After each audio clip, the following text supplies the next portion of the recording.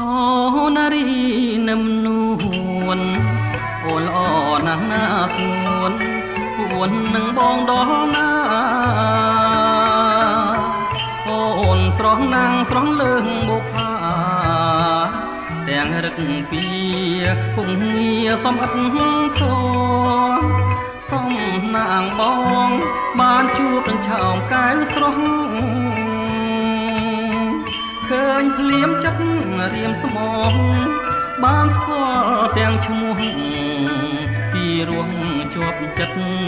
គេងគិតរាល់ថ្ងៃស្រមៃជានិច្ចកុំបំភ្លេចឲ្យរៀមបងកំព្រីអូនារីមាសស្នេហ៍តើអូនដឹងខ្លួនទេថារៀមស្នេហ៍ជីវ៉ា